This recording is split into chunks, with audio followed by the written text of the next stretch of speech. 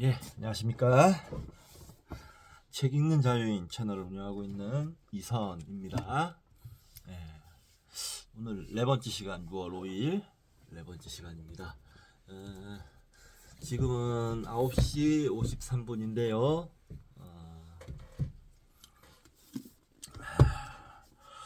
뭐 쉬는 날 책 좀 열심히 읽으려고 지금 시간이 좀 늦었지만 자리에 앉았습니다. 열심히 읽어서 또 다음 책 뭐 읽을까 이런 생각하면서 그런 게 재밌어요. 행복하고.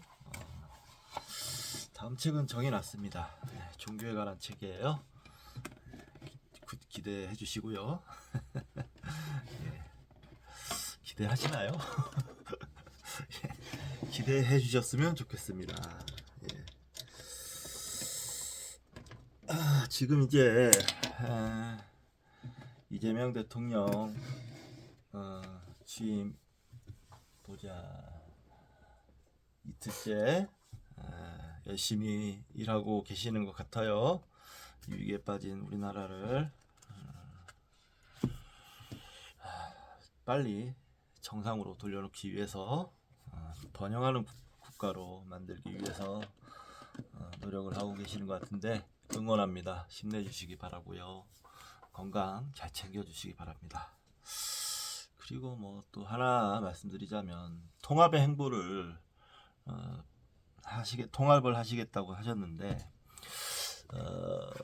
제가 보기엔 저쪽 이제 보수 세력에 대해서는 웬만큼 통합을 시도를 했고 다 열심히 통합 시도를 했고 웬만큼 다 넘어온 게 아닌가?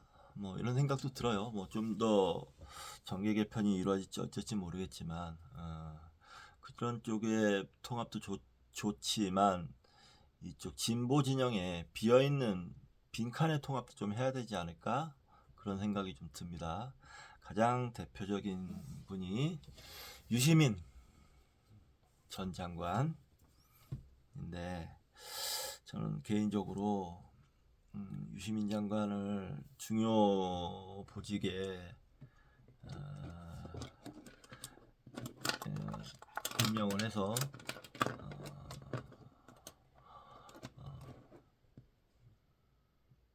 이 정권에서 국민을 위해서 능력 있는 분이신 만큼 그 능력을 10분 발휘할 수 있는 기회를 주셔야 된다고 주시면 어떨까라는 생각이 좀 듭니다. 유시민 장관 같은 경우는 대단히 합리적이고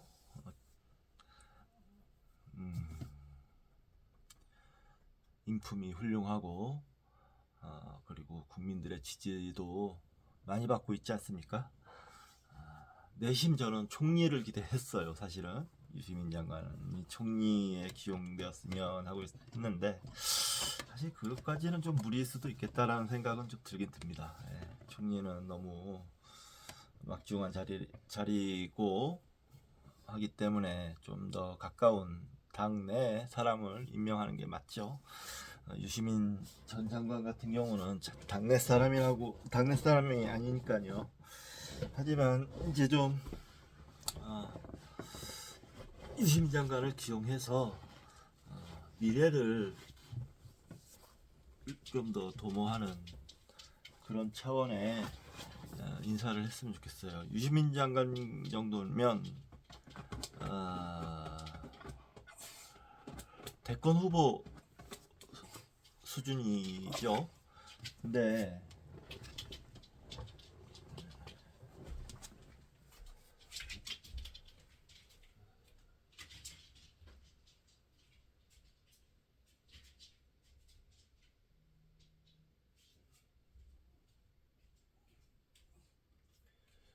제가 보기에는 지금 민주진영에서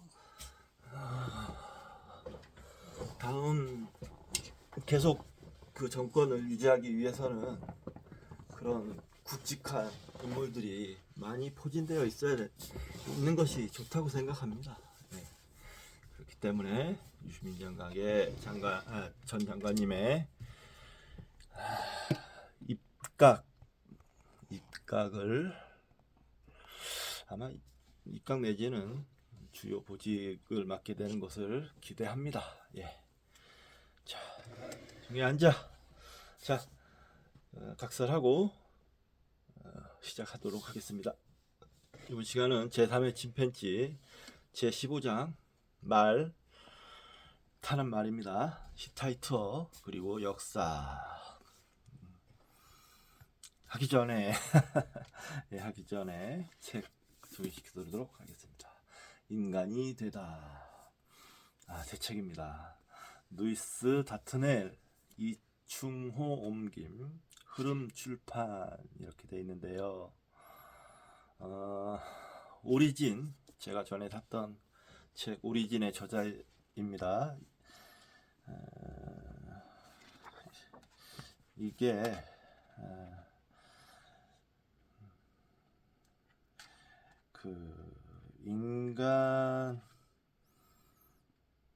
인간이라는 것에 대해서 좀 더 심층적으로 생물학을 비롯한 뇌과학까지 해서 심층적으로 좀 연구한 책인 것 같아요. 좀 어려워 보이긴 합니다. 그런데 저의 주제의식에 잘 맞고 평가도 굉장히 좋습니다.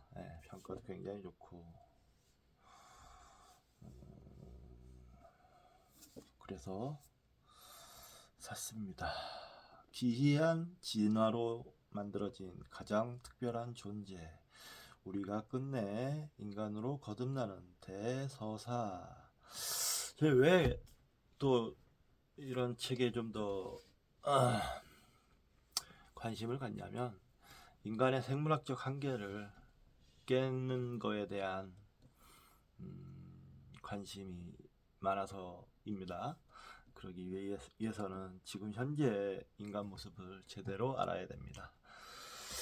그래서 지금 제3의 침팬지도 공부하고 공부하는 겁니다. 자, 제15장 말 히타이터 그리고 역사 전문이네요. 세계의 어떤 지역이든 언제라도 가축화된 말이 전해지면 인간 사회는 많이 발전했다. 그리고 걷는 것보다 빨라지면서 세계 각지를 다닐 수 있게 되었고 정복의 역사는 가속적으로 일어나게 된 것이다. 말이라는 건 동물 말은 정말 인류 역사 발전에 아주 중요한 요소가 되었죠. 인도 유럽 어족은 왜 번영했을까? 이 알파벳으로 쓰여 있는데 이 알파벳 그냥 한번 읽어 보겠습니다. 유크시, 카크시, 콜메, 넬자, 비시. 나는 어린 여자 아이가 구슬 5개를 하나씩 세는 것을 보고 있었다. 그의 몸짓은 어디서나 볼 수 있는 것이었지만 수를 세는 말소리는 낯설게만 느껴졌다.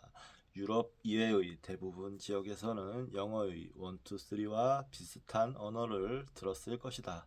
이탈리아어에서는 uno, two, three, 독일에서는 ein, zwei, drei, 러시아에서는 odin, dva, tri와 같이 수를 센다. 그때 나는 핀란드에서 휴가를 즐기고 있었다. 핀란드어는 유럽에서는 보기 드문 비인도 유럽 어족의 하나다. 현대 대부분의 유럽 언어와 동쪽으로는 인도까지 퍼져 있는 많은 아시아 언어는 매우 비슷하다. 미국인들이 학교에서 프랑스어 단어 외우기가 너무 어렵다고 걱정해도 이들 소위 인도 유럽계 언어의 어휘나 문법은 영어를 포함해 서로 비슷하며 그 밖의 언어와는 다르다. 현재 전 세계에 있는 5,000개 언어 중 140개만이 인도 유럽 어족에 속하지만 사용 인구의 비율에 비하면 140이라는 숫자는 그다지 중요하지 않다. 1492년 이후로 유럽인, 특히 영국, 스페인, 포르투갈, 프랑스, 러시아인이 전 세계로 영토를 확장한 덕분에 현재 50억의 세계 인구 중 약 절반 정도는 인도 유럽어가 모국어다. 우리들은 대부분의 유럽 언어가 서로 비슷하다는 점을 매우 당연하게 여기며 그 이상의 설명은 불필요한 것으로 간주한다. 세계 속에서도 언어가 매우 다양한 지역에 들어가 보면 유럽의 동질성이 얼마나 이상한지 느끼게 되어 그 이유가 궁금해진다.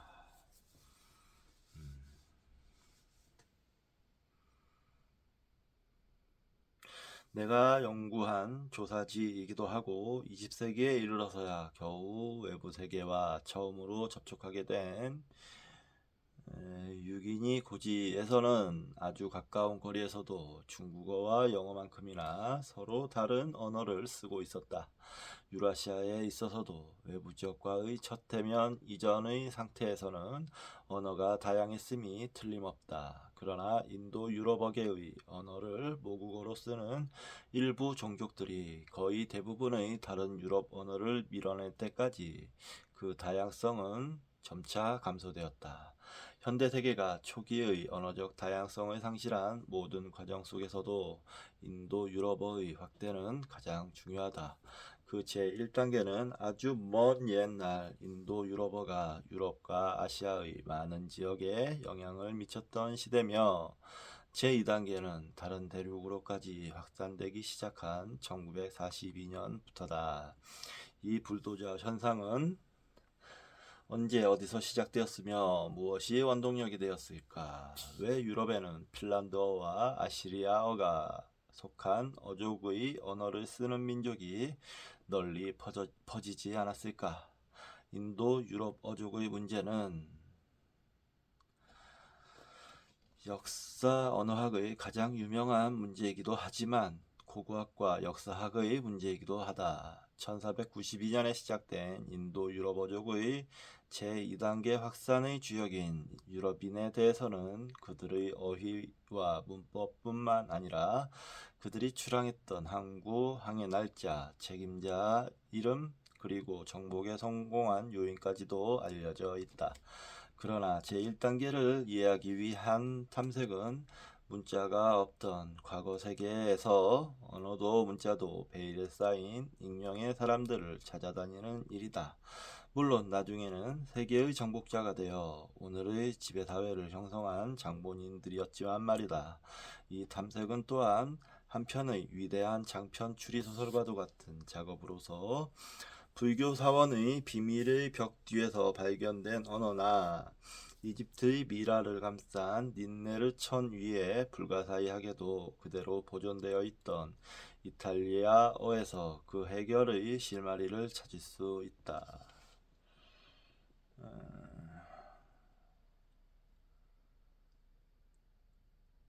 진짜로 이집트의 미라의 린네이 천에서 이탈리아어가 발견이 됐나요? 모르겠는데. 인도 유럽 어족 문제를 생각하기 시작하면서부터 당신은 이미 그것을 결코 풀 수 없다고 포기해버릴지도 모른다. 인도 유럽 어족의 조언은 문자 기원 이전에 생긴 것으로 연구가 거의 불가능하지 않을까? 초기 인도 유럽 어족의 인골과 독일을 찾아낸다고 해도 어떻게 그들이라고 확인할 수 있을까?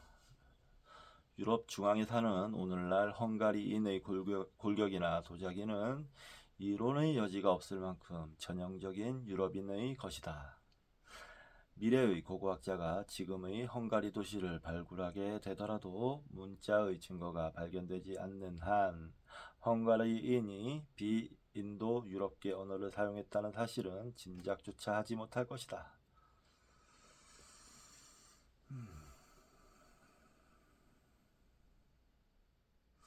우리가 초기 인도 유럽 어족이 살던 장소와 시기를 알아낼 수 있다고 해도 그들의 언어가 다른 언어에 승리할 수 있었던 이점이 무엇이었는지는 어떻게 더듬어 볼 수 있을까? 놀랍게도 언어학자는 언어 그 자체로부터 그 의문에 대한 해답을 이끌어냈다. 나는 우선 현대의 언어 분포가 과거의 불도저 현상을 반영하고 있다는 것이 확실하다는 이유를 설명할 것이다. 다음으로 그 주어가 언제 어디서 쓰였고 어떻게 세계의 광범위한 지역을 정복할 수 있었는지 살펴볼 것이다.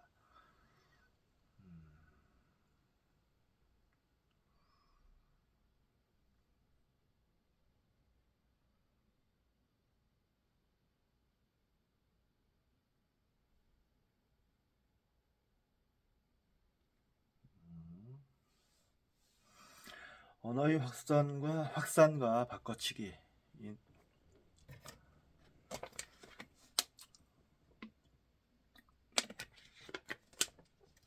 현대의 인도 유럽 어족이 이제는 사라져버린 다른 언어와 교체되었다는 것을 어떻게 추론할 수 있을까?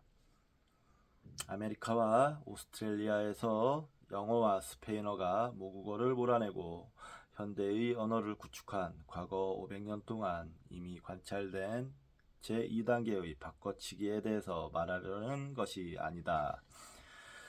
오늘날의 영토 확장은 유럽인이 총포와 병원균, 철, 정치조직 등에서 앞섰기 때문에 일어났다. 그러나 지금부터 다루려는 것은 그곳에 문자가 전해지기도 전에 인도 유럽어가 유럽과 서아시아의 고대 언어를 몰아낸 제1단계의 바꿔치기에 관해서이다. 그림 7의 지도는 스페인어가 콜럼버스 덕분에 대서양을 횡단하게 되기 직전인 1492년 당시의 인도 유럽어족의 분포를 나타내고 있다. 대개의 유럽인과 미국인에게 게르만어파 가로 열고 영어와 독일어 포함 가로 닫고 이탈리아어파 가로 열고 프랑스어 스페인어 포함 가로 닫고 그리고 슬라브어파 가로 열고 러시아어 포함 가로 닫고의 세 가지 언어계는 특히 친밀하다. 각 언어계는 현재도 사용되는 12개에서 16개의 언어가 있고 3억 내지 5억 명의 화자가 있다. 최대 어파는 이란 어파로 이란에서 인도에 걸쳐 90개의 언어가 있으며 7억 명이 사용하고 있다. 가로 열고 집시 언어인 로마니어도 포함된다.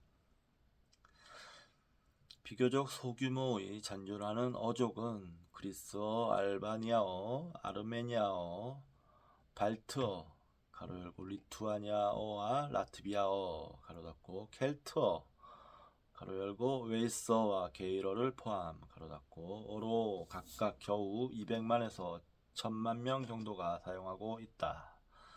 또 적어도 두 개의 인도 유럽어파, 즉 아나톨리아어와 토카라어는 아주 오래전에 사라졌는데 남겨진 많은 문서에 의해 그 존재가 알려지고 있으며 다른 언어는 거의 흔적도 없이 소멸되어 버렸다. 이들 언어가 서로 관계가 있다거나 다른 언어와 구별되는 근거는 무엇인가? 그 첫 번째는 수천 개의 예에서 보듯이 어휘의 공통성에 있다. 두 번째 단서는 동사의 활용형과 명사의 수, 성격, 격에 따른 어미 변화가 유사하다는 점이다. 어미 변화의 예로서 비동사의 활용형 일부를 앞쪽의 도표에서 볼 수 있다.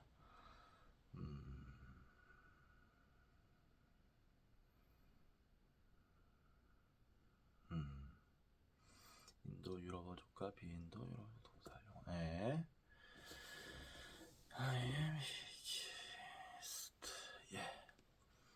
가까운 관계에 있는 언어 사이에서 어근과 어미를 공통적으로 사용해도 일반적으로 완전히 동일하지 않다는 점을 이해하면 더욱 간단하게 유사성을 발견할 수 있다. 그 반면에 어떤 언어의 특정 음이 다른 언어에서 다른 음으로 치환되는 경우는 자주 있다. 가까운 예로 영어 th와 독일어 d, 영어의 s와 스페인어의 es는 각각 같은 뜻인 경우가 많다. 인도 유럽 어족의 언어들은 이렇게 매우 사소한 부분까지도 유사하다. 그러나 인도 유럽 어족과 다른 어족을 구별하는 것은 발음과 단어 구성에 있다. 내가 프랑스에서 지하철역이 어디입니까?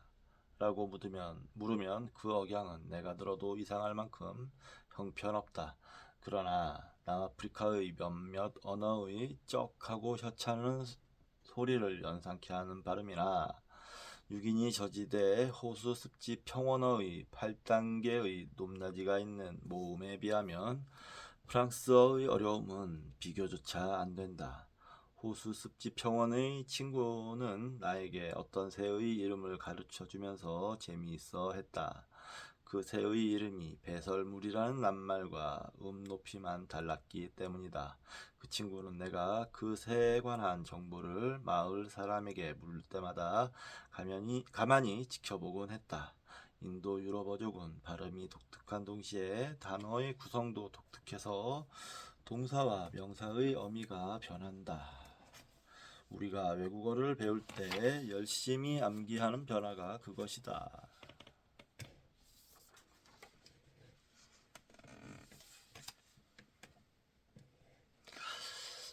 각각의 어미는 수많은 정보를 전달한다. 암호의 오는 1인칭 단수 현재 능동태를 의미한다. 즉 사랑하는 사람은 나의 경쟁자가 아니라 나이고 우리 둘이 아닌 나 혼자며 사랑을 받는 것이 아니라 주는 것이고 어제가 아니라 바로 지금 사랑하는 것이다. 그러나 터키어와 같은 어족은 그런 종류의 정보를 전달할 때 분리된 음절과 음소를 쓴다. 베트남어와 같은 어족은 실질적으로는 단어 구성에 변화가 없다.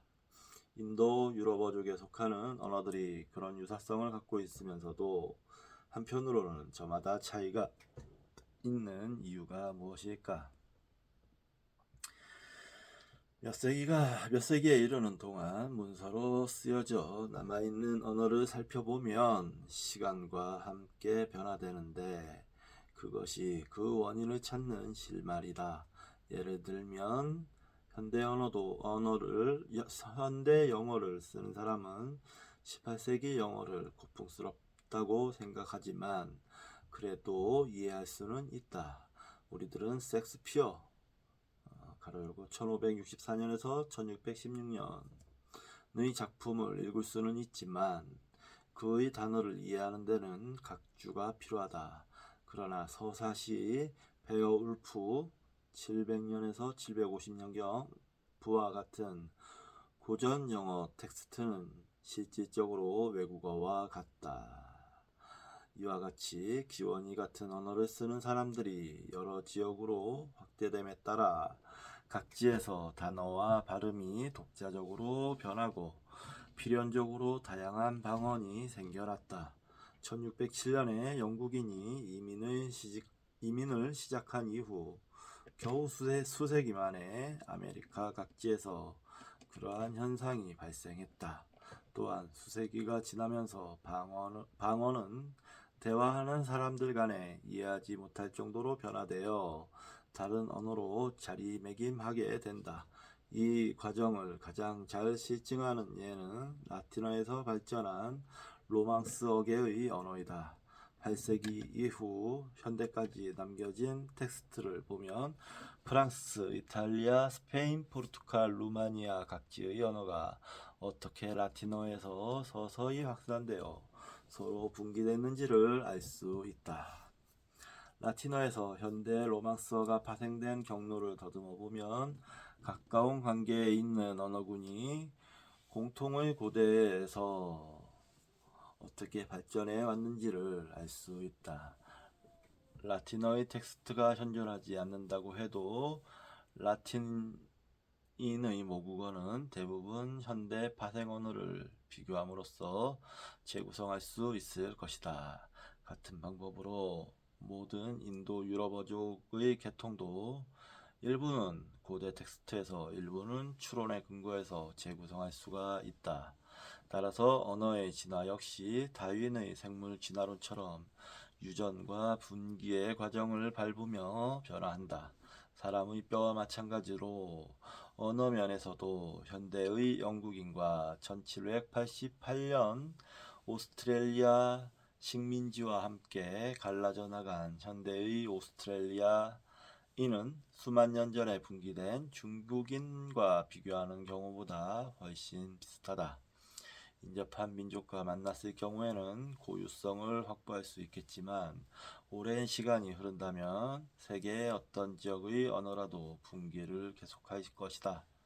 그 마지막 산물로 유기니를 예로 들 수 있다. 유기니는 유럽의 식민지가 되기 전에는 정치적으로 통일된 적이 한 번도 없었고 그곳에는 서로 이해할 수 없는 약 1000개의 언어 가로 열고 그중 수십 개는 서로 간의 관련성이나 다른 어떤 언어와의 관련성도 알려져 있지 않다. 가로 닫고 청해 언어가 텍사스 크기 정도의 지역에서 지금도 쓰이고 있다. 아이고 1000개나. 따라서 동일하거나 가까운 관계에 있는 언어가 넓은 범위에서 쓰이고 있다면 언어의 진화를 밝히는 작업은 처음부터 다시 시작해야 한다. 다시 말하면 어떤 언어가 최근에 확산되어 다른 언어를 배제하고 각지에서 다시 분화하기 시작했음이 틀림없다. 남아프리카의 반투 어군에 속하는 언어와 동남아시아와 태평양의 오스트로네시아계의 모든 언어가 아주 비슷한 것은 그러한 과정을 거쳐서 변화했기 때문이다.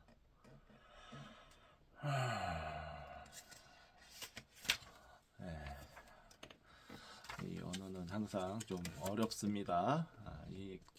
그 어려운데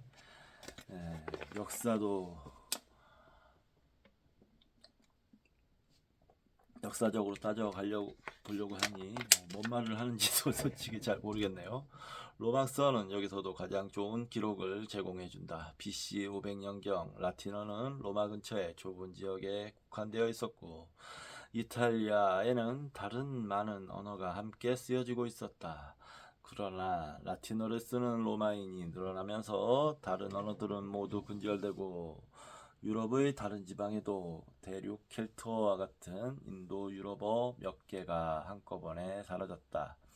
이들 언어와 라틴어의 교체는 아주 철저했으므로 산재한 단어, 인명, 비문에 의해서만 알 수 있다. 1492년 이후 스페인과 포르투갈인에 의해 해외 영토 확장과 함께 처음에는 수십만 명의 로마인이 사용하던 그 언어는 다른 수백 개의 언어를 무시하고 현재 5억의 인구가 사용하는 로망스어로 발전했다. 만약 인도 유럽 어족이 전체적으로 동일한 불도저 현상을 일으켰다면 곳곳에서 살아남은 오래된 비인도 유럽어의 단편을 발견할 수 있을 것이다. 현대 여유럽에 남은 유일한 흔적은 스페인의 바르크어로서 전 세계의 어떤 언어와도 유사관계가 알려져 있지 않다. 가로 열고 기타 현대 유럽에 있어 비인도 유럽어로는 헝가리어, 필리핀어, 에스토니아어, 레버가 있는데 이것들은 비교적 최근 동방에서 유럽을 침략한 사람들의 언어다. 가로 닫고 그러나 로마 시대까지 유럽에서 쓰여있던 다른 언어들은 많은 단어와 비문이 충분히 보존되어 있어 비인도 유럽어라고 확인할 수 있는 것도 있다. 소멸된 언어 중 가장 중요한 자료가 보존되어 있는 것은 북서 이탈리아의 수수께끼에 쌓인 에트루니아어일 것이다. 그 자료는 마 위에 쓰여진 281행의 텍스트인데 이집트의 미라를 싼 천으로 겨우 남아 있었다. 신기하네. 소멸된 모든 비인도 유럽어는 인도 유럽 어족의 확장으로부터 떨어져 나간 파편의 한 부분이었고 많은 언어가 현존하는 인도 유럽의 본체에 잠식당했다. 언어학자가 그러한 부분을 어떻게 발견했는가를 이해하기 위해서 다음과 같이 상상해보자. 당신은 우주에서 막 도착했다. 당신은 영국인, 미국인, 오스트레일리아인 저자가 자신의 나라에 쓴 3권의 영어 책을 가지고 있다. 이들 3권의 책에서 볼 수 있는 언어와 단어는 완전히 같다. 그러나 영국 책과 비교해 보면 미국 책에는 확실히 이국적인 지명, 예를 들면 매사추세츠, 위니페소키, 미시시피라는 단어가 많이 포함되어 있을 것이다. 오스트레일리아 책에도 역시 움나라, 군디, 윈디,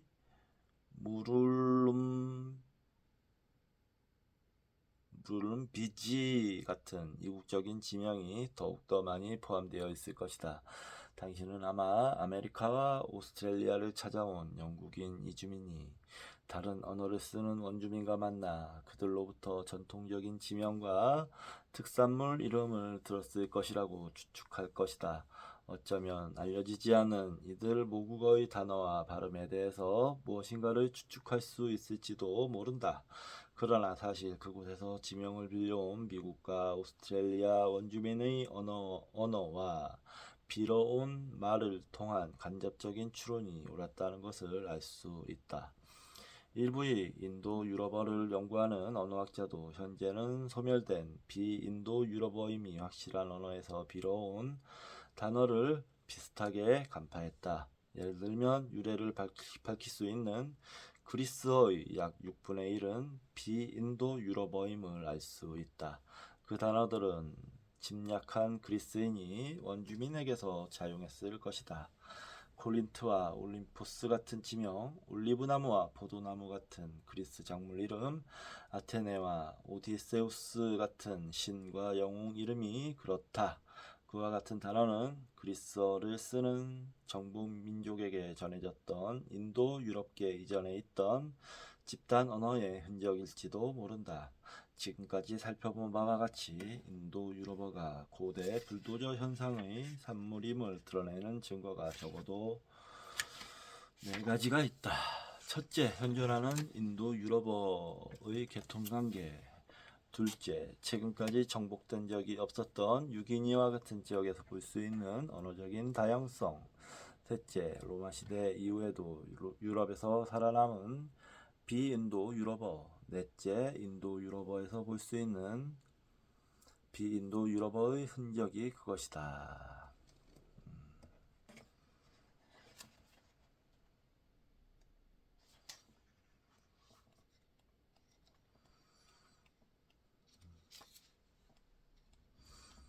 예.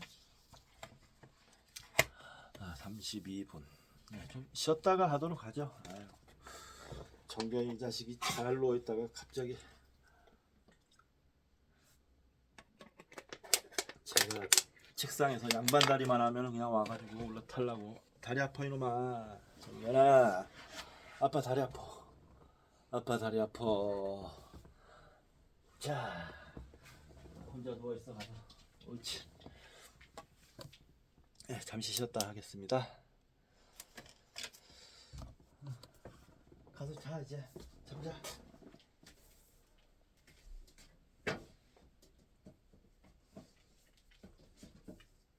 정경이 가서 이제 냈네 해라. 냈네. 알았지? 가서 냈네.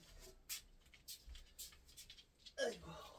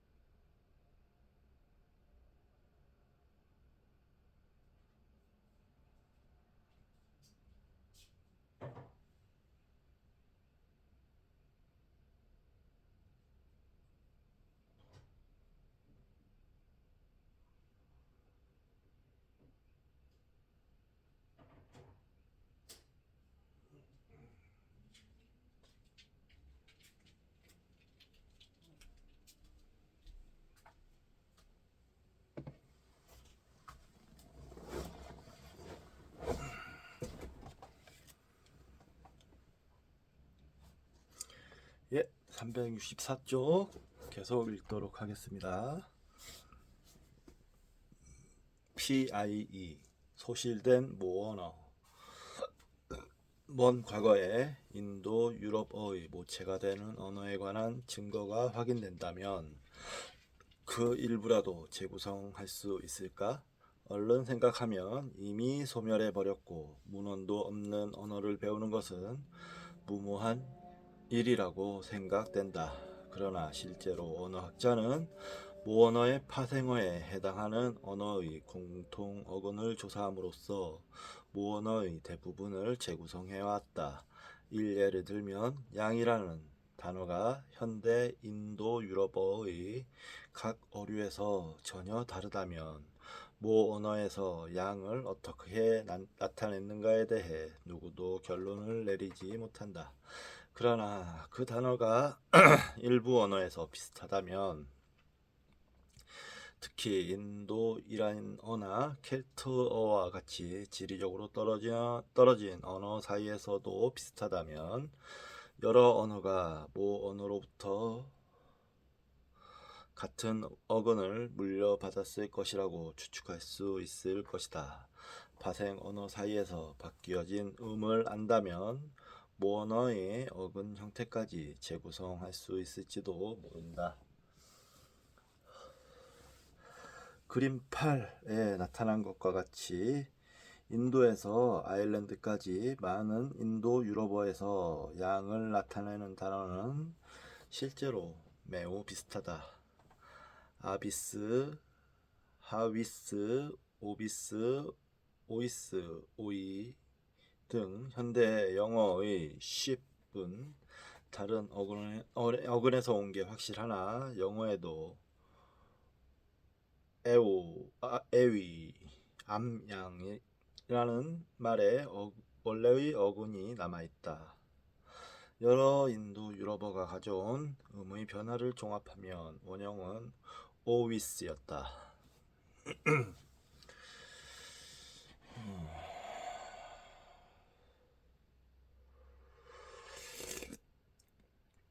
물론 몇몇 파생 언어가 공유하고 있는 어근이 같다고 해도 반드시 모 언어에서 계승했다고는 할 수 없다. 단어는 어떤 파생 언어에서 다른 파생 언어로 후자에서 확산되는 경우도 있기 때문이다. 모 언어를 재구성하려는 언어학자의 시도에 회의적인 고고학자는 코카콜라와 같이 대다수의 현대 유럽어에 공통되는 단어를 자주 인용한다.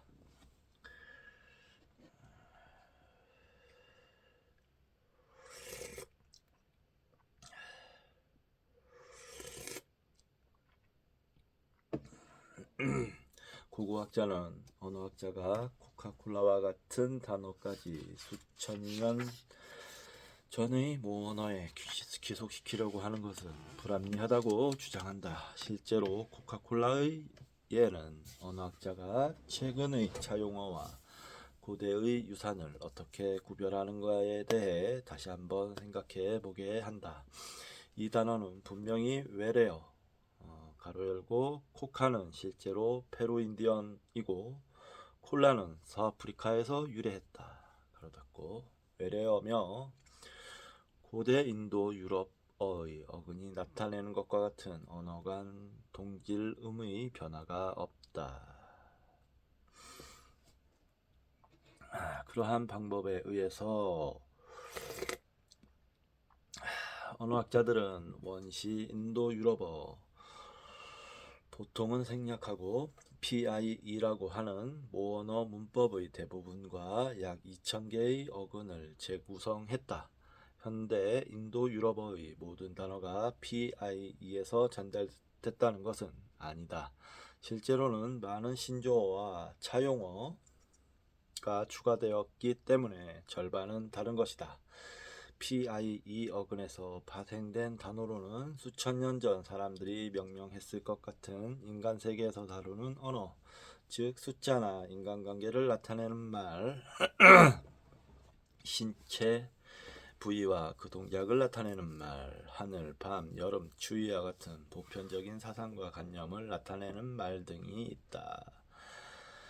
인간 세계에서 다루는 재구성된 말 중에는 방귀뀌다는 너무나 흔한 말도 있는데 PIE어에서 이 단어는 큰 소리가 나는 방귀와 부드러운 방귀 소리에 따라 두 개의 어근이 구별되어 있다.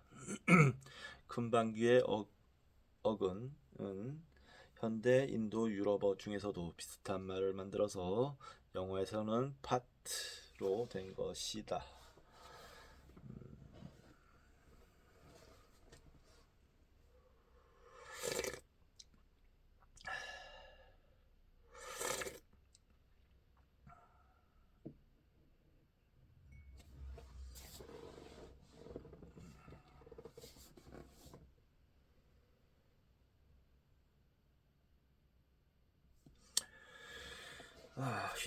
히타이터와 선문자비. 지금까지 언어학자들이 문자가 없던 시대의 모언어와 불도저 현상의 증거를 문자가 있는 언어에서 어떻게 추출하는가에 대해서 살펴봤다. 따라서 다음에 오는 의문은 명백해진다. 그러면 PIE어는 언제 어디서 쓰여졌는가? 어떻게 해서 그 언어는 그 많은 언어를 압도할 수 있었는가? 우선 대답하기가 불가능할 것 같은 언제의 문제에서 시작하자. 기록이 없는 언어의 단어를 추론하는 것만으로도 매우 어려운 일인데 그것이 언제 쓰였는가는 정말로 어떻게 결정할 수 있는 것일까? 적어도 인도 유럽어 문자의 가장 오래된 자료를 검증하는 것으로 가능성을 찾기 시작해야 한다.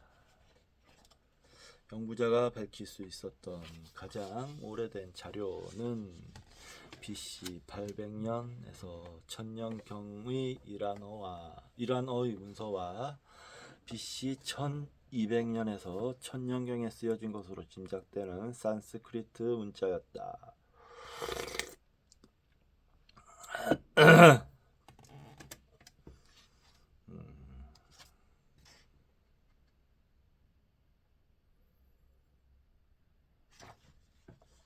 미탄니라고 하는 메소포타미아 왕국의 문서는 비인도 유럽어로 쓰여졌으나 그 안에는 산스크리트어에 가까운 언어에서 빌려온 몇몇 단어가 포함되어 있어 산스크리트어의 존재 증명은 약 BC 1500년까지 거슬러 올라간다. 그 다음 돌파구는 19세기 말에 발견된 대량의 고대 이집트 외교통신문이었다. 대부분은 세모로 쓰여졌는데 터키에서 발굴된 두 통의 편지는 불분명한 언어로 쓰여 있어 같은 언어가 새겨진 수천 장의 판이 발견될 때까지 수수께끼로 남았었다. 그 판은 BC 1650년에서 1200년 사이에 번영했던 성서에서 히타이트라고 언급된 왕국의 고문서임이 밝혀졌다.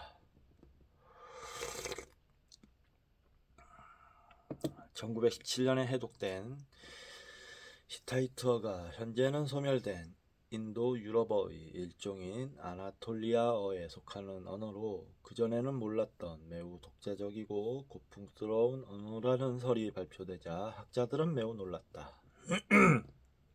히타이트어적인 몇 가지 이름이 히타이트 도시가 있었던 지점에서 가까운 아시리아 상인의 교육 장소에서 발견된 오래된 편지에 기재되어 있어 BC 1900년까지 거슬러 올라가 추리해 볼 수 있다. 남겨진 그 편지가 모든 인도 유럽어에서 그 존재를 나타내는 가장 오래된 직접적인 증거다.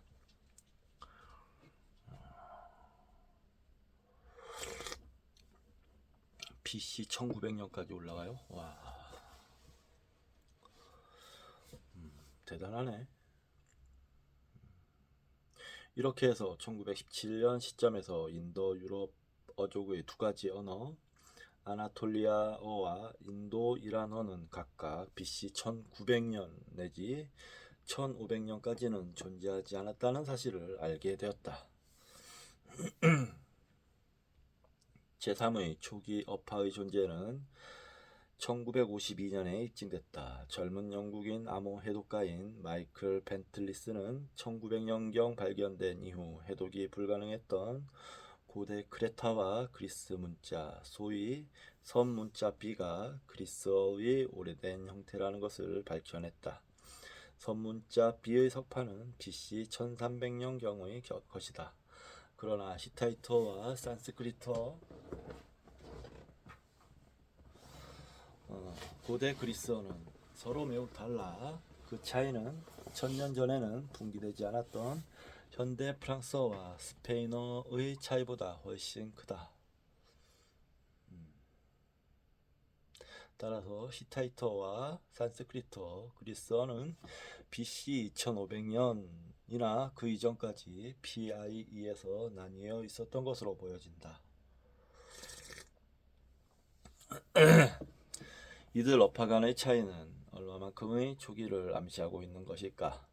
어떻게 하면 언어 사이의 차이 비율을 분기가 시작된 후의 시간으로 바꾸어 놓는 측정 요인으로 얻을 수 있을까? 일부 언어학자는 앵글로 색슨어에서 초서의 영어 그리고 현대 영어로 번역한 역사적으로 쓰여진 문자 언어의 단어의 변화 비율을 이용한다. 언어 연대학이라는 학문에 속하는 이 계산법에는 대범한 경험 원칙으로서 언어의 기본 어휘가 1000년마다 약 20% 변화한다고 주장한다. 대부분의 연구자는 언어 연대학의 계산법에 대해서 사회적 환경과 특정 단어 자체의 영향으로 단어의 치환율은 항상 변한다는 근거로 반론을 제기하고 있다. 그러나 그들도 일반적으로 그들의 경험에 따라 추정하고 있다. 언어 연대학이든 경험에 의한 추정이든 대개 결론에서 PIE는 BC 5000년에서 3000년 이전, 더 확실하게는 BC 2500년 전 이전에 몇몇의 파생 언어로 분열되기 시작했을 것이라고 주장하고 있다. 언어 화석학이라고 명명된 과학은 연대 문제에 관해 전혀 다른 주장을 하고 있다. 마치 화석학자가 지층에 묻힌 화석에서 과거를 발견해 나가는 것처럼 언어 화석학자도 언어에 숨겨진 유물의 파편을 찾는다.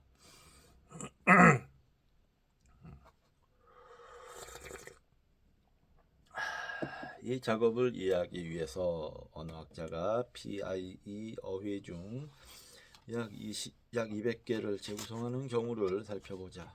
그 어휘 중 형제와 하늘이라는 단어가 포함되어 있는 것은 놀랄만한 일은 아니다.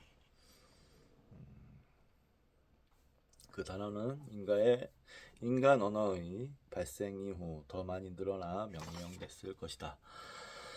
그러나 PIE어에는 총포를 의미하는 단어는 없었을 것이다. 총포는 PIE를 쓰는 사람들이 각지에 흩어져 터키와 인도에서는 이미 뚜렷하게 다른 언어를 쓰게 된 1300년경에 생긴 말이기 때문이다.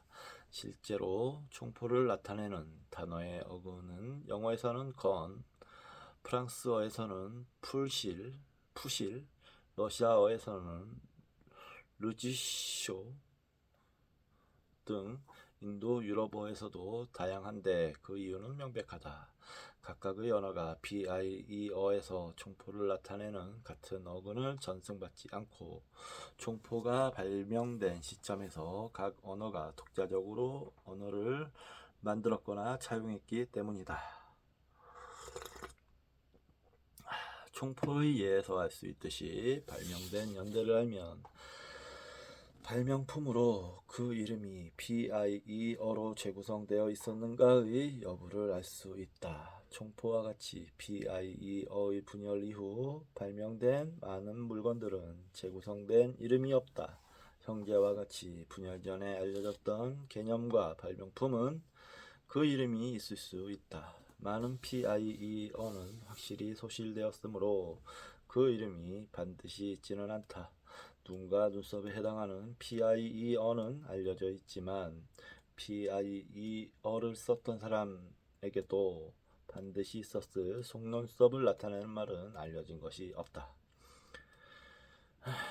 어렵다 어려워. 아마도 PIE어로 된 이름이 발견되지 않은 가장 오래된 대발명은 BC 2000년에서 1500년에 확산되기 시작한 두바퀴 전투용 마차와 BC 1200년에서 1000년에 중시되기 시작한 철일 것이다.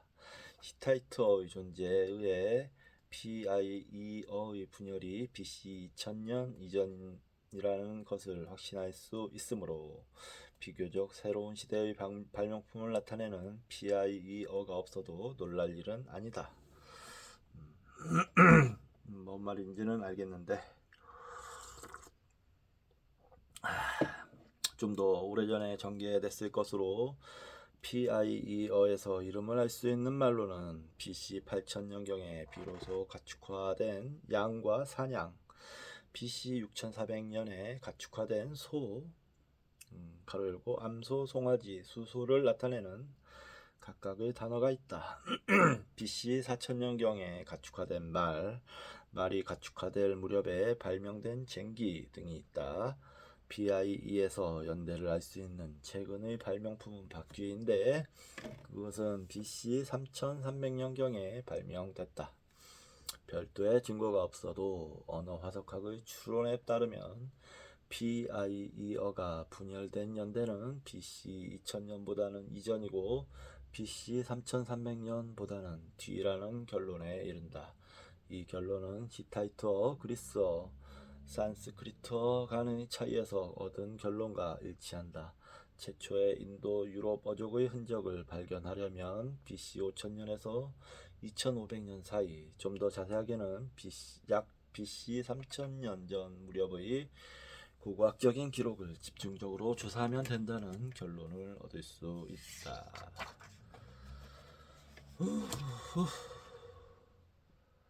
아이고 힘들다. 아직도 많이 남았네. 네. 아이씨 힘든 거 좀 빨리빨리 좀 지났으면 좋겠는데 도중에 점프하기엔 좀 그렇잖아요. 계속 읽어 나가겠습니다.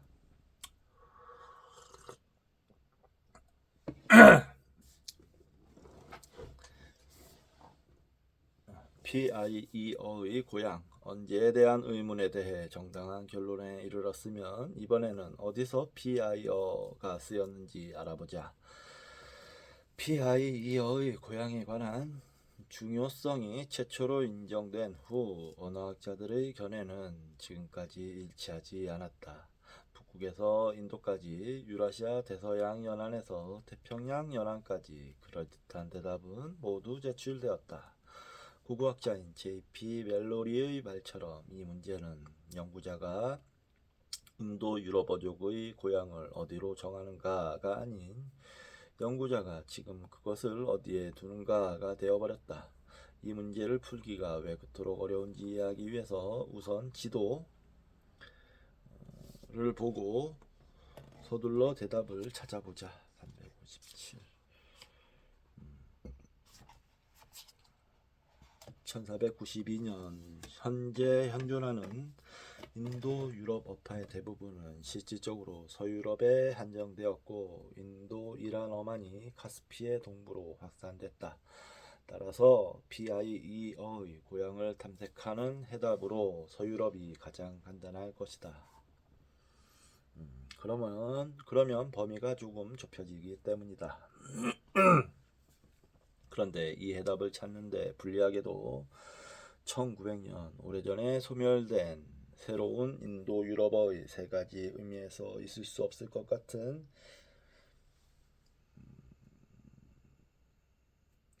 새로운 인도 유럽어가 세 가지 의미에서 있을 수 없을 것 같은 장소에서 발견되었다. 이 언어 가로 열고 지금까지는 토카라어라고 부른다. 이 언어는 불교도의 동굴절의 벽 뒤쪽에 있는 빈밀방에서 우연히 발견됐다.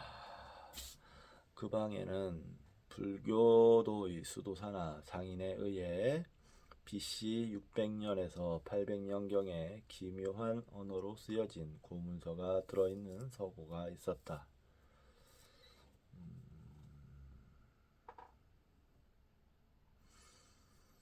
그 절은 중국 투르케스탄 지방에 위치하여 현존하는 인도 유럽어족의 동쪽 끝일 뿐만 아니라 가장 가까운 현재의 분포 지역과도 1600km나 떨어져 있었다.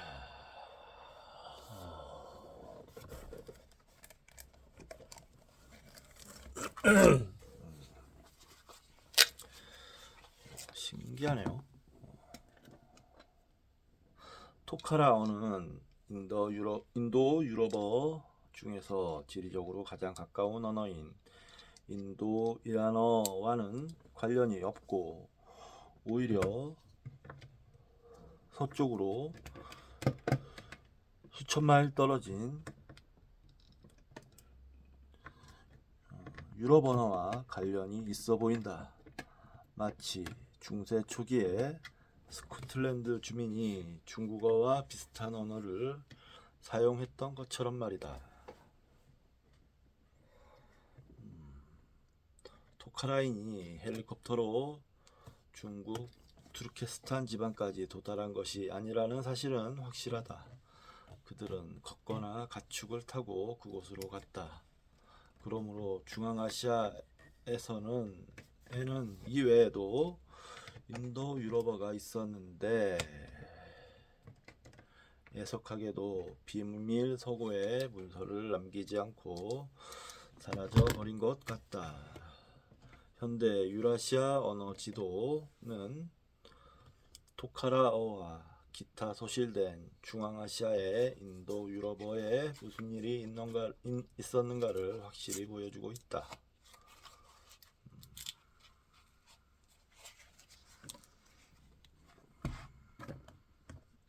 현재 이들 전 지역은 적어도 훈족과 칭기스칸 이후 이 지역을 정복해온 기마민족의 먼 후손으로 투르크어와 몽고어를 쓰는 사람들이 차지하고 있다.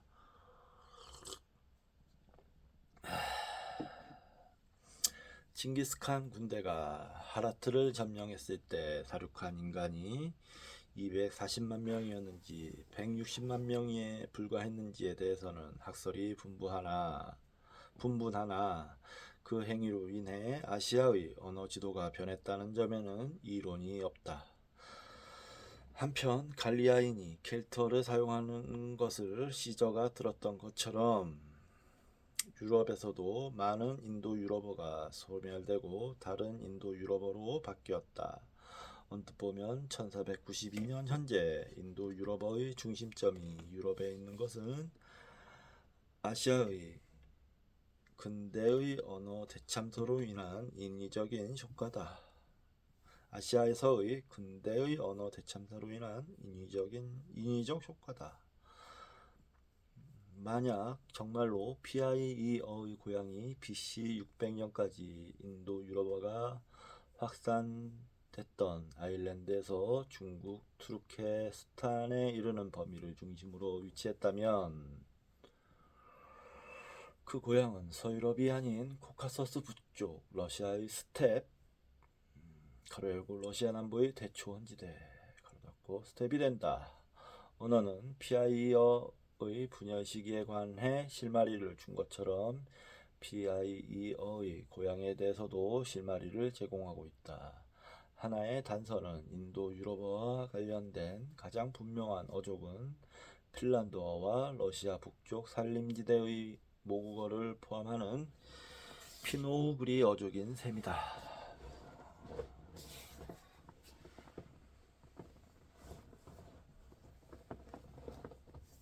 현재 피노우그리어와 인도 유럽어 사이 관계는 독일어와 영어의 관계와는 비교도 안 될 정도로 약하다.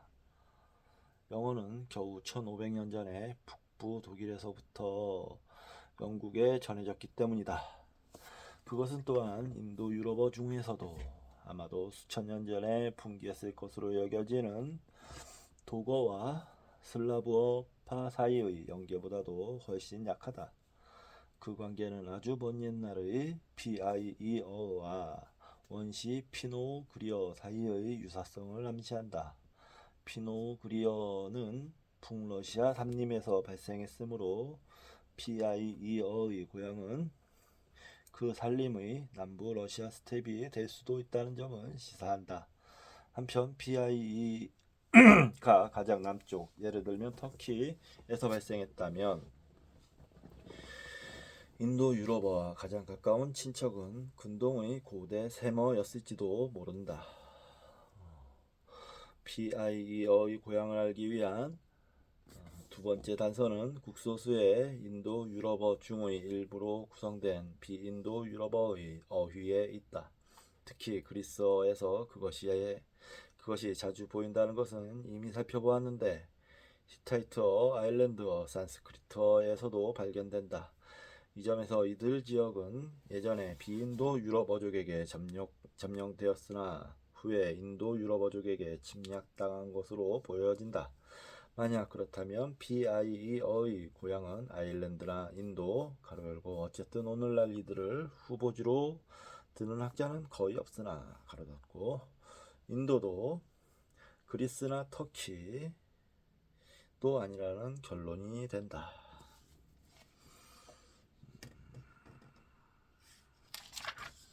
거꾸로 현대 인도 유럽어 중 PI어와 가장 비슷한 언어는 리투아니아어이다. 가장 오래된 리투아니아어 문서는 1500년경의 것인데 그것보다 3000년 전의 산스크리트어와 같을 정도로 PIE어의 어근의 일부를 많이 포함하고 있었다. 리투아니아어의 보존은 그것이 비인도 유럽어의 영향을 거의 받지 않았다는 점과 PIE어의 고향 부근에 남아있었다는 점을 시사한다. 고트인가 슬라브인이 현재의 리투아니아와 라트비아라는 축소된 영토로 돌아와서 발트인을 몰아낼 때까지 리투아니아어와 발트어파에 속하는 다른 언어들은 러시아보다 넓은 지역에 분포되어 있었다.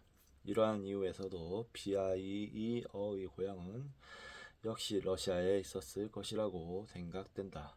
세 번째 방법은 재구성된 PIE어의 어휘에서 확인할 수 있다.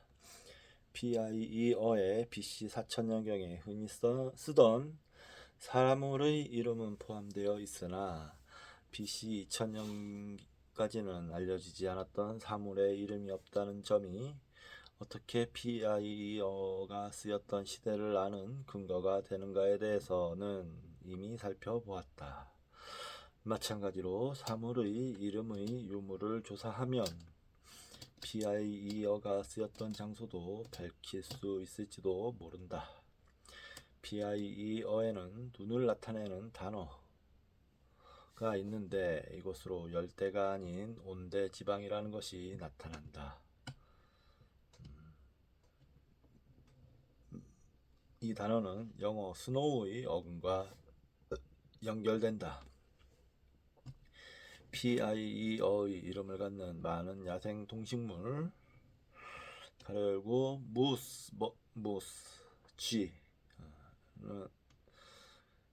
가로 닫고 동식물은 거의 유라시아 온대에 분포하며 PIE어의 고향의 위도를 알 수 있다. 경도는 알 수 없다. PIE어의 어휘에서 얻은 최대의 실마리는 무엇을 포함하는가가 아니라 무엇이 빠져 있는가 하는 점이다. PIE어에는 이름이 없는 작물이 많다. PIE어를 썼던 사람들이 쟁기와 가래에 해당하는 단어가 있다는 것은 그들이 농경을 했다는 증거가 된다. 그러나 공유의 이름은 종류를 알 수 없는 것 하나밖에 남아있지 않다. 이것과는 대조적으로 재구성된 아프리카의 원시 반투어와 동남아시아의 원시 오스트로네시아어에는 이름 있는 작물이 많다. 원시 오스트로네시아어는 PIE어보다 훨씬 오래전에 사용되었다. 그러므로 현대 오스트로네시아어는 현대 인도 유럽보다 오래된 작물 이름이 많이 소실되었다. 그럼에도 불구하고 현대 오스트로네시아어에는 지금까지 매우 많은 작물의 고대 이름이 포함되어 있다.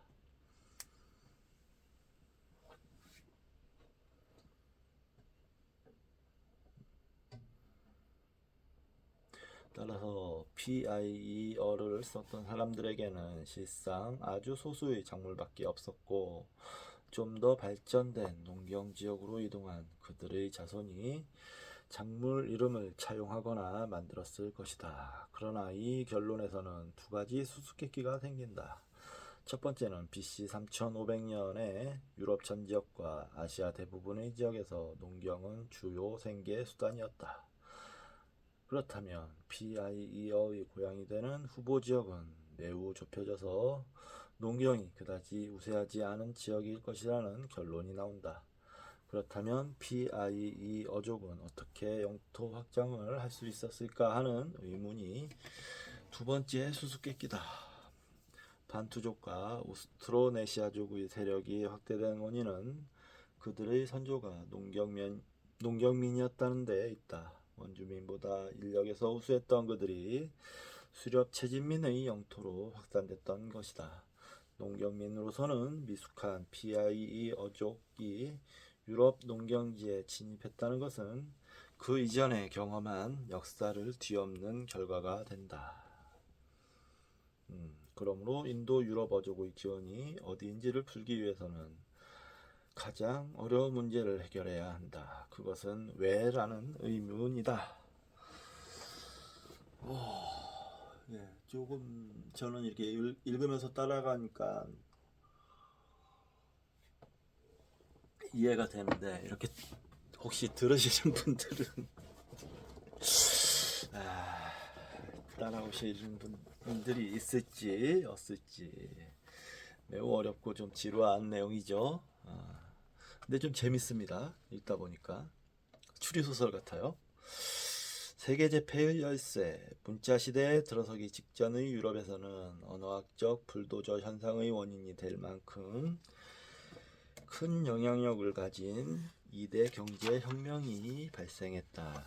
그 첫째는 농경과 목축의 도래를 들 수 있다. 농경과 목축은 BC 8000년경 근동에서 발생하여 BC 6500년경 터키와 그리스를 디딤돌로 삼아 구 남북으로 확산되어 그리스와 스칸디나비아에 도달했다.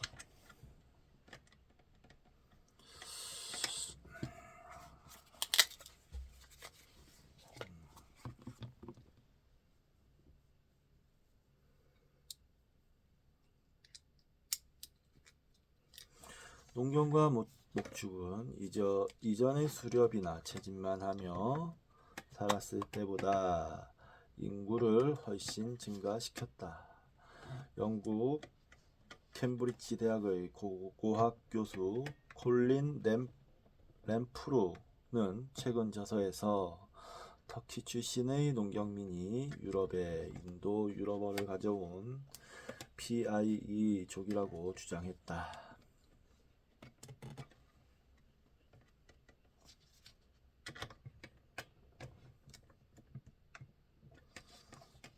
나는 램프의 책을 읽고 그래 맞아, 그의 말이 옳아 라고 했다.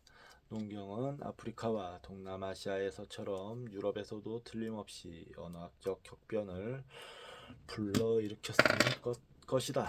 특히 유전학자가 밝힌 바와 같이 최초의 농경민이 현대 유럽인의 유전자에 가장 많은 공헌을 했다는 사실로도 이것은 있을 법한 일이다. 그러나 램프루의 학설은 언어학적 증거를 무시하거나 퇴조시키는 것이다. 농경민은 PIE어가 도달하기 수천 년 전에 유럽에 도착했다. PIE족은 쟁기와 바퀴, 가축화된 말 등 신기술을 갖고 있었지만 최초의 농경민에게는 그런 기술이 없었다. PIE어에는 최초 농경민으로 정의하기에는 작물을 나타내는 단어가 두드러질 정도로 부족하다. 터키에서 가장 오래된 것으로 알려진 인도 유럽어인 히타이트어는 램프루의 터키 본거지설의 예상과 역행에 순수한 PIE어와 가까운 인도 유럽어가 아니라 오히려 가장 먼 언어다.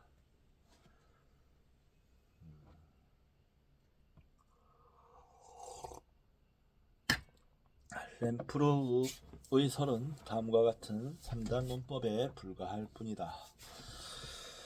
농경은 불도저 현상의 원인이었을 것이다. PIE족 불도저 현상에는 원인이 필요하다. 그러므로 농경이 그 원인이었을 것이다. 다른 증거로부터는 농경에 의해 유럽에 전래된 것은 PIE어가 아니라 에트루리아어나 바스크어와 같은 언어는 PIE어의 정복보다 오래된 언어였다는 점을 알 수 있다. BC 5000년에서 3000년경 PIE어가 기원한 시대에 유라시아에서는 두 번째 경제혁명이 발생했다. 새로운 혁명은 야금, 가로 열고 광석이나 쇠붙이를 공업적으로 골라내어 합금을 만들어내는 일, 가로 닫고 야금의 개시와 일치했고 가축을 세대적으로 이용할 수 있게 했다.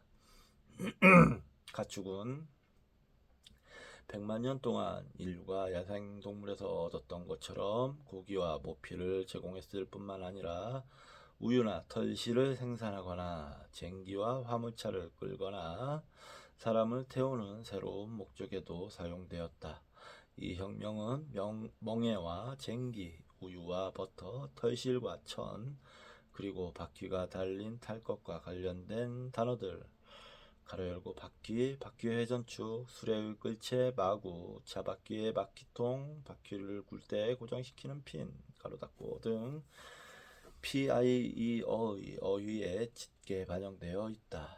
이 혁명의 경제적 의의는 농경과 목축으로 가능한 수준을 훨씬 뛰어넘는 인구와 세력의 증가에 의해서 박차가 가해졌다. 암소는 우유와 유제품을 통해 고기에서만 얻는 것보다 훨씬 많은 칼로리를 매일 만들어냈고, 쟁기 덕분에 농민은 괭이와 호미로 할 때보다 훨씬 넓은 밭을 경작할 수 있게 되었다.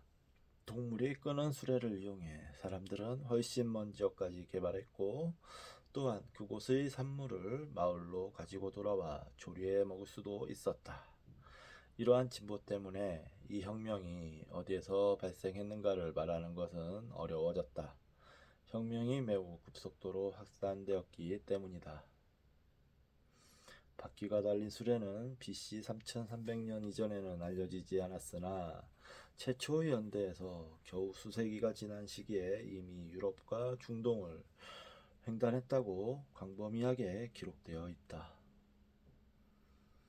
그러나 어떤 결정적인 진보에 의해서 그 기원을 추측할 수는 있는데 그것은 바로 말의 가축화다. 가축화되기 직전에는 중동에서 남부 유럽까지의 지역에 야생말이 없었으며 북유럽에서도 드물었고 유일하게 러시아 스텝에서 동쪽 지역에만 많았다. 말이 가축화되었다는 최초의 증거는 BC 4000년경 흑해의 정북 스텝 지역에 있는 스레드니 스토크 문화에서 발견되었는데 고고학자 데이비드 앤터니는 그곳의 말의 이빨에서 승마용 재갈을 이용한 것으로 보여지는 마멸된 흔적을 확인했다. 세계의 어떤 지역이든 언제라도 가축화된 말이 전해지면 인간 사회는 많은 발전을 했다. 인류 진화 역사상 비로소 인간은 발로 걸을 때보다 빠르게 각지를 여행할 수 있게 되었다. 빨라진 속도 덕분에 사냥꾼은 사냥감이 있는 곳에 더 빨리 달려갔고 목동은 더욱더 넓은 장소에서 양과 소를 사육할 수 있게 되었다. 특히 중요한 점은 병사가 멀리 있는 적에게 놀랄 만큼 빨라진 속도로 기습하여 적이 반격을 준비를 갖추기 전에 공격할 수 있게 되었다는 점이다. 따라서 세계적으로 전쟁과 혁명이 빈번하게 일어나게 됐고, 말을 소유한 사람들은 그렇지 못한 사람들에게 두려운 존재가 되었다. 미국인이 평원 인디언에 대해 묘사하고 있는 무서운 얼굴을 한 말에 탄 전사의 모습은 실제로는 아주 최근에 만들어진 것으로 1660년에서 1770년까지 불과 수세기의 일이다. 유럽의 말은 유럽인이나 유럽의 물건보다 먼저 아메리카 서부에 전달됐으므로 말이 평원 인디언 사회를 바꾸어 놓은 것은 틀림없다.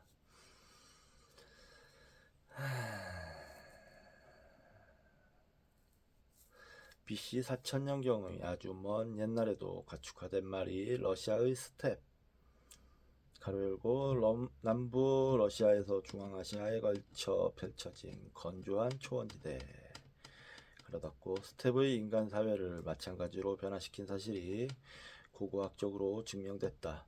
말을 이용하기 전에는 광대한 초원의 생활을 개척하기란 어려웠으나 말의 사용으로 거리와 운반의 문제가 해결됐다. 말이 가축화되면서 러시아 스텝의 정복은 가속화되었고 BC 3300년경 수소가 끄는 수레가 발명되면서 폭발적으로 늘었다. 스텝 지방의 경제는 고기, 우유, 털씨를 생산하기 위한 양과 소, 말과 운반용 차, 그리고 약간의 농경을 토대로 이루어지게 되었다. 이들 초기 스텝에서는 대규모 농경이나 식량 저장 증거는 없는데 동시대의 다른 유럽과 중동에서 많은 증거가 제시되는 것과 대조적이다. 스텝의 주인들은 영구적인 주거지가 없는 이동이 잦은 사람들이었다. 이것도 역시 수백 채의 2층 건물이 발견되는 남동 유럽과 대조적이다. 기마민에게는 건축물은 없었지만 그만큼 군사적 정렬로 보충했다. 그 정렬은 막대한 수의 단검과 기타 무기, 때로는 마차와 말의 뼈조차도 매장품으로 한 대단히 호사스러운 묘를 보면 알 수 있다.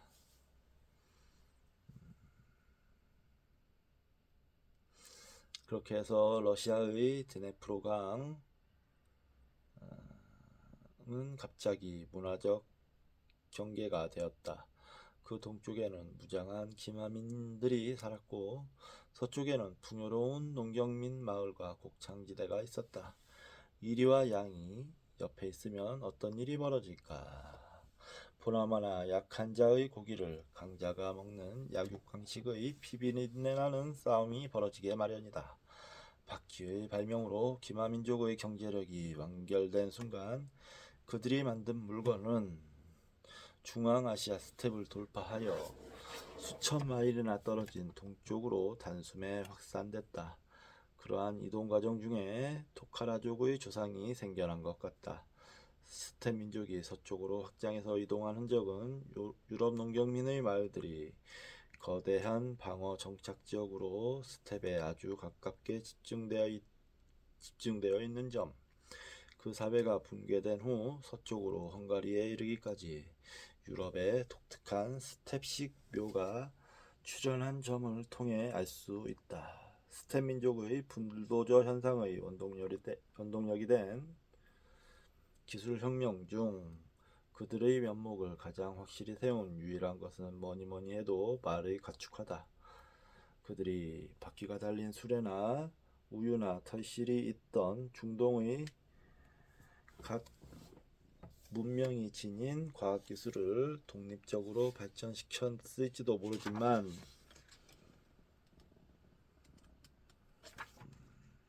양, 소, 야금, 그리고 아마도 쟁기도 중동이나 유럽에서 차용해 왔을 것이다. 인도 유럽어족은 어떻게 확산되었는가?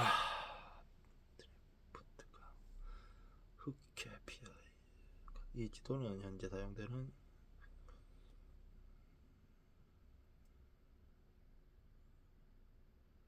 음.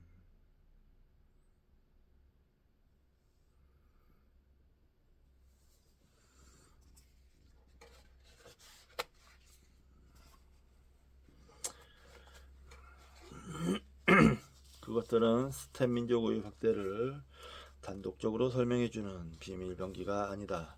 말이 가축화되면서 스텝 민족은 다음 5천년 동안 세계 지배로 연결되는 경제력과 군사력을 처음으로 결합했다. 그리고 이 결합은 특히 남동 유럽을 침략하여 집약적인 농경을 시작한 후 확고해졌다. 따라서 그들의 성공은 1492년에 시작된 제2단계 유럽인의 확대와 마찬가지로 생물 지리학적인 우연한 사건에 의한 것이다. 그들은 우연히 풍부한 야생말과 넓은 평원을 가졌고 문명 중심지인 중동과 유럽의 인접지라는 조건을 갖춘 고향을 가진 사람들이었다. PIE는 러시아 스텝 민족이었는가? UCLA의 고고학자 마리아 김버스터는 BC 4000년대에 우랄 산맥 서쪽에 살았던 러시아 스텝 민족이 우리가 지금까지 상상해온 원시 인도 유럽어족의 모습과 딱 들어맞는다고 밝히고 있다.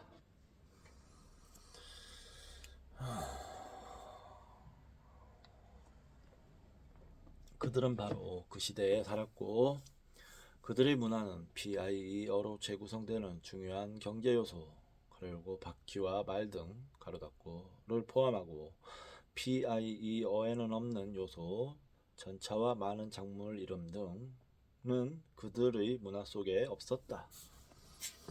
또한 온대에서 피노그리어족의 남부 후대 리투아니아인과는 다르고 발트인의 고향과도 가까운 PIE어에 가장 알맞다고 여겨지는 장소에 살았다. 이 정도로 적합성이 들어맞는데 왜 윤도 유럽어의 기원으로서의 스텝설이 큰 논쟁이 될까? 만일 고고학자가 BC 3000년경 남부 러시아에서 아일랜드에 이르는 경로에서 급속하게 확산되었던 스텝 문화를 증명할 수 있다면 논쟁은 자취를 감추게 될 것이다. 그러나 그런 일은 일어나지 않았다. 스텝 침략자들의 직접적 증거는 헝가리보다 더 서쪽으로는 확산되지 않았다. 그 대신 BC 3000년경 이후부터 유럽에서는 당혹스럽게도 일련의 다른 문화가 발견되어 그 문화 유물에 대해 이름이 붙여졌다. 가로 열고 예를 들면 줄무늬 투기 문화, 전투부 문화 가로 닫고 이들 서유럽에 출현했던 문화는 말과 군대의 스텝 요소와 특히 정착 농경의 오래된 서유럽적 요소가 합쳐진 것이다.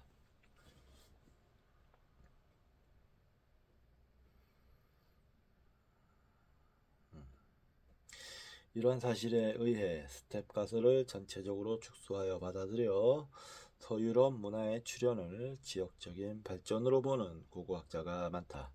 스텝 문화가 아일랜드까지 확산될 수 없었던 이유는 명백하다. 스텝의 서쪽 한계는 헝가리 평원이다. 그곳은 몽고인처럼 스텝에서 유럽으로 온 모든 후세 침략자들의 종착지였다. 또한 영토 확장을 위해 스텝 사회는 집약적 농경을 도입하여 현존하는 유럽 사회를 정복하고 그곳 사람들과 혼혈함으로써 서유럽과 산림 풍경에 적응해야만 했다. 그 결과 생긴 혼혈 사회의 유전자의 대부분은 고대 유럽 유전자였다는 것이다.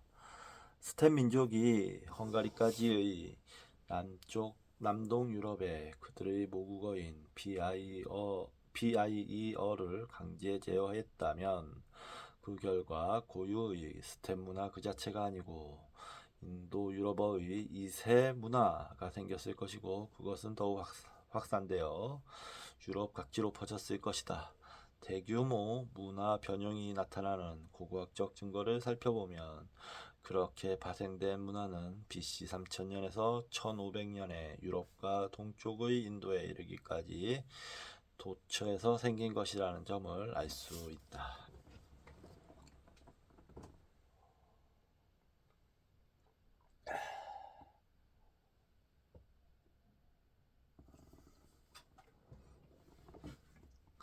비인도 유럽어의 대부분은 문자로 보존될 때까지 오랫동안 남아 있었으며 가로 열고 에트루리아어처럼 가로 닫고 바르크어의 경우 오늘날까지도 잔존해 있다. 그러므로 인도 유럽어족의 불도저 현상은 단일한 기복이 아닌 5000년에 걸쳐 오랫동안 반복된 사건이었다. 이와 유사한 것으로서 인도 유럽어가 어떻게 현재의 남북미에서 지배적인가를 생각해보자. 그것이 인도 유럽어를 쓰는 유럽에서 온 사람들의 침략에서 분기된 것임을 나타내는 기록문서는 많다. 그러나 이들 유럽 이민이 한꺼번에 아메리카를 정복했던 것은 아니고 16세기 신세계의 수정되지 않은 유럽 문화 유적을 발견한 고고학자도 없다. 그 문화는 미국 변경에서는 불필요했다. 그보다는 오히려 인도 유럽어와 대량의 유럽 기술 그리고 총포와 철 를 아시아 아메리카 인디언의 농작물과 인디언의 유전자 가로 열고 특히 중남미에 결합시킴으로써 식민지 개척자의 문화는 크게 수정되거나 혼혈형을 이루었다. 신세계의 일부 지방에서는 인도 유럽어의 경제력이 그 지역을 지배하기까지 수세기나 걸려 금세기에조차 극치까지는 도달하지 못했다. 현대에 이르러서야 아마존 유역의 대부분 지역에 도달하고 있고 페루와 볼리비아의 안데스 사람들은 아직 당분간은 인디오 말을 쓸 것이다. 어떤 미래의 고고학자가 문헌 기록이 파괴되고 유럽에서 인도 유럽어가 소멸된 후의 브라질을 발굴했다고 상상해보자. 그 고고학자는 1530년경 브라질의 해안에서 갑자기 출현한 유럽 물건을 발견했는데 그 후 그 물건들은 아주 서서히 아마존강을 통과했다. 브라질의 아마존 유역에서 만난 현지 사람들은 유전적으로는 아메리카 인디언, 아프리카 흑인, 유럽인 그리고 일본인이 뒤섞여 있었으며 언어는 포르투갈어를 사용하고 있었다. 그 고고학자는 포르투갈어가 침략자가 혼혈지역 사회에 가져온 침략 언어라는 점을 좀처럼 이해할 수 없을 것이다.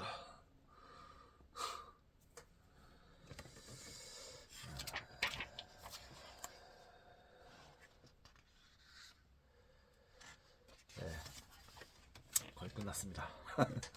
말이 세계를 변화시켰다. 말타는 말입니다.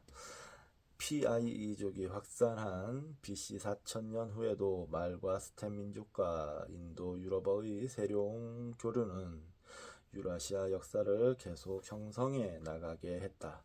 PIE 어족의 말을 다루는 기술은 원시적인 수준으로 아마 제갈을 물려 제어하고 안장 없이 타는 정도였을 것이다. 그 후 수천 년 동안 BC 2000년경의 금속성 멍에와 말이 끄는 전차에서 후세의 기병대의 편자, 등자, 안장에 이르기까지 다양한 발명이 함께 말이 갖는 군사적인 가치는 계속 증대되어 갔다. 이 모든 진보가 스텝에서 기원한 것은 아니지만 스텝 민족은 항상 풍부한 방목지와 많은 말을 갖고 있었으므로 최대의 이익을 얻고 있었다. 말을 다루는 기술이 발달함에 따라 유럽은 더욱더 많은 스텝 민족에 의해 침략당했다. 훈족, 터키족, 그리고 몽고족이 특히 유명한데 이들 민족은 스텝에서 동유럽에 이르는 거대하고 단명한 제국을 연이어 구축했다. 그리고 그 이후로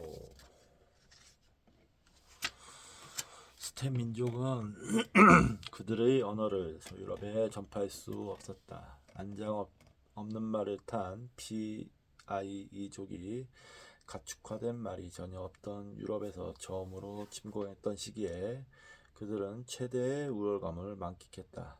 기록이 있는 후세의 침략과 기록이 없는 피아이이족의 침략 사이에는 또 다른 차이가 있다. 후세의 침략자들은 이미 서부 스텝의 인도 유럽어를 쓰는 사람이 아닌 동부 스텝의 투르크어와 몽고어를 쓰는 사람들이었다.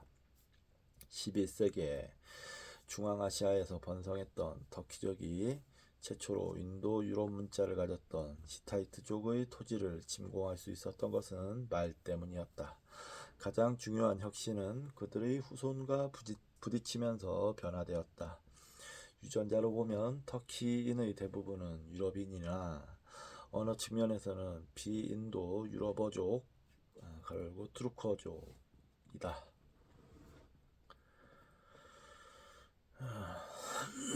마찬가지로 896년 동방으로부터의 침략은 유전적으로는 유럽인이지만 언어로는 피노그리어족에 속하는 현대의 헝가리인을 남겼다.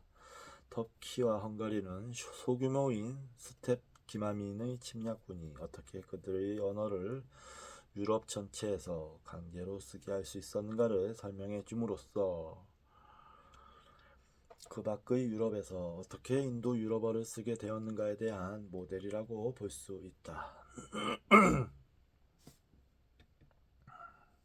결국 스텝 민족은 언어와 관계없이 서유럽의 발전된 기술에 의해서 패배했다. 그리고 패망은 아주 빨리 왔다. 1241년 몽고는 헝가리에서 중국에 이르는 역사상 최대의 스텝 제국을 구축했다. 그러나 약 1500년 후 인도 유럽어를 쓰는 러시아인이 서쪽에서 침범하기 시작했다. 차르 제국주의는 수세기 만에 5000년 이상 유럽과 중국을 공포에 떨게 했던 스텝 기마민을 정복했다. 오늘날 스텝은 러시아와 중국으로 분할되어 몽고에서만 스텝족이 스텝에서 독자적인 생활을 하던 흔적을 볼 수 있다. 인종차별주의자는 대체로 상상을 통해 인도 유럽어족의 우월성에 관해 서술해왔다. 나치의 선전은 순수한 아리아 인종을 유지 발전시키는 데 목적을 두고 있었다. 사실 인도 유럽어족은 5000년 전 PIE족의 세력 확충 이후 한 번도 통일된 적이 없고 PIE어를 쓰는 사람들 자신마저 그들이 관련된 각 문화로 나뉘어져 있었을 것으로 짐작된다. 나치가 말살하려고 했던 유대인, 집시, 슬라브인들은 그들의 박해자와 동일한 인도 유럽어로 대화하고 있었던 것이다. 원시 인도 유럽어를 썼던 사람들에게는 일련의 기술을 결합하는 데 유용한 장소와 시간에 우연히 함께 있었던 것에 불과하다. 그 행운의 만남에 의해서 그들의 말은 모국어가 되었고 이세의 언어에 해당하는 언어를 지금은 세계 과반수의 인구가 사용하게 된 것이다. 원시 인도 유럽어의 우화 그러면서 영어랑 다른 언어들로 이렇게 써 있는데 양과 말 언덕 위에서 털없는 양 한 마리가 말을 보았다. 한 마리는 무거운 마차를 끌고 한 마리는 큰 짐을 나르고 또 한 마리는 사람을 태우고 급히 가고 있었다. 양이 말에게 말했다. 사람들이 당신들을 그렇게 부리는 걸 보니 마음이 아파요. 그러자 말이 대답했다. 고마워요.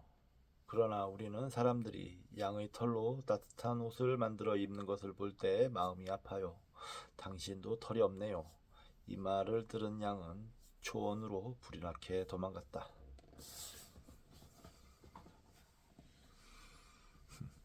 위의 예문은 원시 인도 유럽어 PIE의 발음 소리가 어떤 느낌을 주는 말이었을까 하는 수수께끼를 풀기 위해 재구성해본 PIE어로 쓰여진 짧은 얘기를 예로 든 것이다. 이 우화는 약 1세기 전에 언어학자 아우구스트 슐라이셔가 창작한 것이다. 내가 인용한 그 개정판은 W.P. 리만과 L. 추쿠스터가 1979년에 출판한 것을 참고로 슐라이셔 시대 이후에 추가해서 얻은 PIE어의 이해를 돕기 위해 첨가했다. 여기에 다시 수록한 예문은 장 파베르의 조언에 따라 리만과 추구스터의 것을 조금 변화시켜 언어학자가 아닌 사람도 손쉽게 이용하도록 하였다. PIE는 처음에는 기묘하게 보여도 잘 살펴보면 익숙한 단어도 많을 것이다. 왜냐하면 영어나 라틴어의 비슷한 어근은 PIE에서 유래되었기 때문이다. 예를 들면 오위스는 양,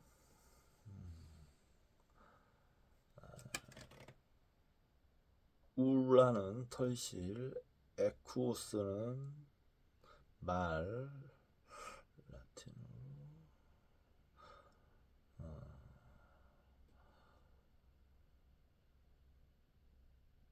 김머는 인간, 남자, 라틴, 퀴는 라틴어와 똑같이 퀴, 그리고의 뜻, 메감은 크다, 키어는 마음, 모이는 나에게, 위든테이와 위든투모스는 보다를 의미한다. PIE 문장에는 정관사, 부정관사가 없고 동사는 문장과 절의 끝에 위치한다.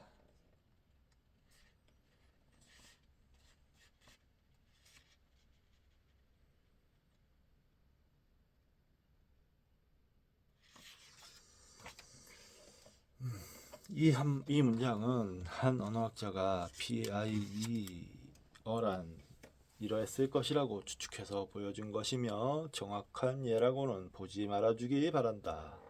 PIE어에는 문자가 없었다는 점, 연구자에 따라서 재구성 방법의 세부 사항이 다르다는 점, 여기에 제시된 이야기 자체가 꾸며낸 이야기라는 점을 염두에 두었으면 합니다. 이게 무슨 뜻인지 잘 모르겠네요.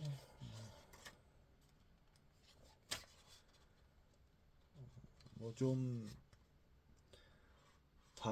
영어와 발음이 꽤 비슷한 모양이에요.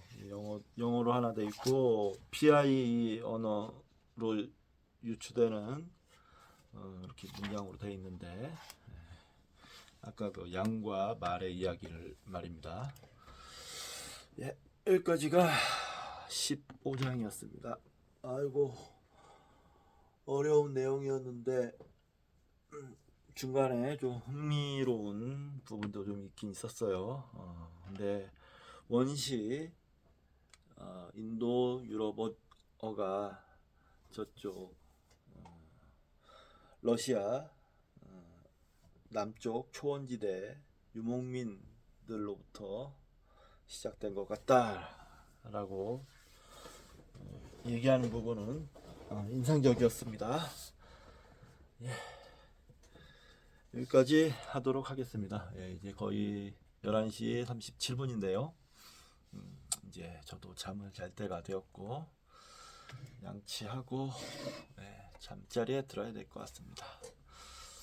예, 오늘 하루 모두 수고하셨습니다. 안녕히 주무십시오.